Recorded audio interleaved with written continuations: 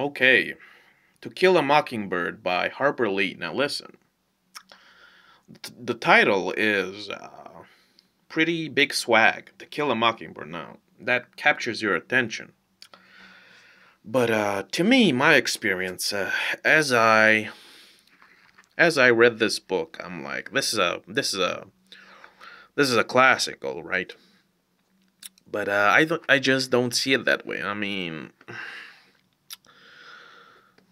the subject matter in this book. Listen, I don't listen.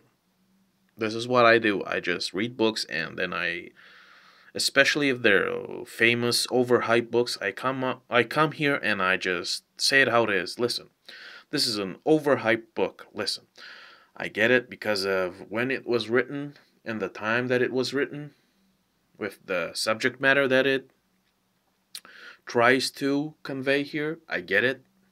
Why it might have caused ripples here and there, but listen, to me, this is nothing special, and I don't know.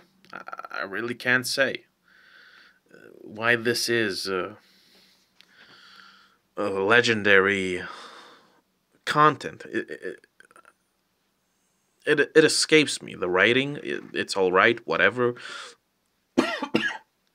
Um, the story, all right, I guess, fine. The characters, sure, maybe. Nothing outstanding about the characters or the story, but they're fine. They do their job. That's what I would have to uh, judge this book by.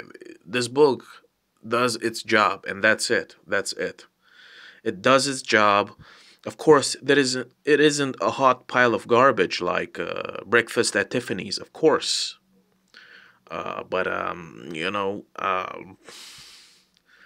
this whole, and of course, this whole trope about this guy who's so stern and so morally secure and unimpeachable, right? And he uh, kind of raised his kids in the same manner, where he just dishes out these moral lessons like he's some sort of absolute authority, right? And it's like, listen, bro, listen, you need to calm down with this moralizing, okay? Listen, you are not the center of principles here, all right? I get it, I get it. You got convictions, you got certain belief systems, I get it. But it's like when you quote yourself every 5 seconds in front of your kids, it's like, listen, okay, boomer, right? Okay, boomer, chill out. But anyway, again, we have what's her face? I forgot her name. Uh, it's a weird name. But anyway, she's weird. Scout, right? Her name is Scout, and she's weird. She's a strange little something, something. She has a different way of living life and thinking, which is all right, of course. Okay, of course you got this guy that whatever. Uh, and of course you have the essence of the book, which is of course about racism and blah blah blah, the justice system who is prejudiced and bigoted and arbitrary and what have you. And of course it does its job. It says what it has to say, and then you just move on. Of course, racism, it's stupid, it's unnecessary, it's irrational, and it is ugly. Of course. Uh, yeah, yeah, we get it, we get it. I fully understand the message of this book, which is, of course, a great message. Whatever. It's like racism is bad. Everybody knows this. Everybody who employs racism is an imbecile. Obvious, obviously. Uh, but the story, listen, this is one thing. The story is so bizarre to me.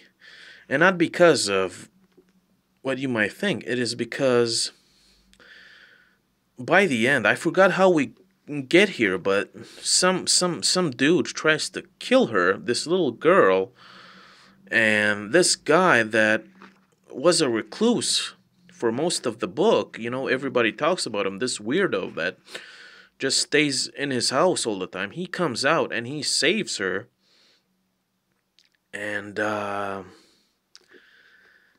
and the little girl is like, "Hey, boo," and the guy is, "Hey," and that's how it ends. I kind of forgot about that scene, which is also, it's creepy in the movie. It's like, what is this? This is so strange, so eerie. What is the scene, bro?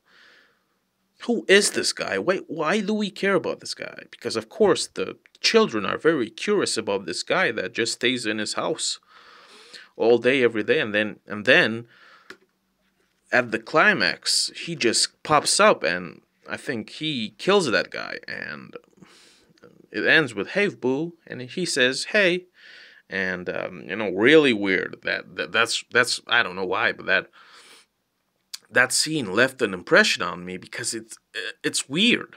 Okay, it's weird. All right. Anyway,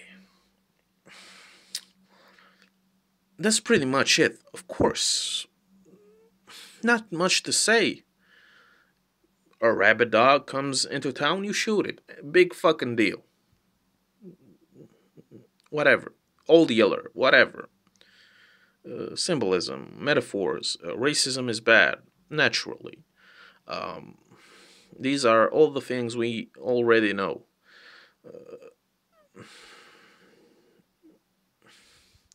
If you're not careful, this book might come off as some sort of lecture that is unnecessary. But it does its job. Is it a phenomenal read? No. Are the characters superb? No. Is the subject matter absolutely exquisite that just haunts you? Of course not. Of course not. It's just one of those, in my opinion. Listen, if this is your favorite book, that's wonderful. But to me, this is a bloated, overhyped cadaver. It's carrion. It doesn't hold up. It just doesn't. And there's no real criticism other than it's all right. It's all right, and maybe just being all right and doing your job as a book, whatever. Maybe that's a criticism, okay? Because as a book, you should be more than just. You should be more than just that book that talks about racism and whatever, having a character that's stainless, unimpeachable, a moral zenith, right?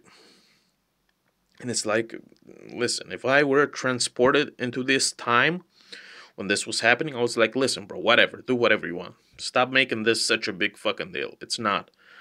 This has happened before throughout history. Okay, this is not something new. It will never stop because people are, like George Carlin said, semi-civilized beasts, and that's it. And racism will always be here, and racism is always not just one from one side. All right, it comes from everybody, everywhere on the globe, and it will never ever stop because it is a intrinsical part of human behavior.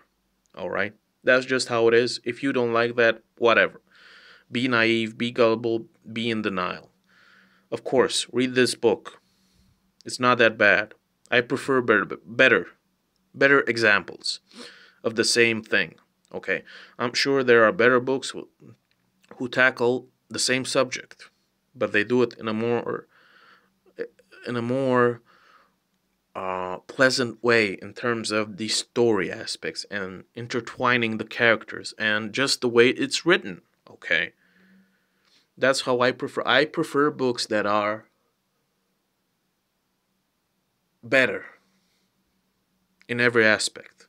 A book that just does its job, which is to just tell a story and get us to the center of what's going on here without leaving an impression on you. It's all right. There's nothing bad about it, but I don't support it.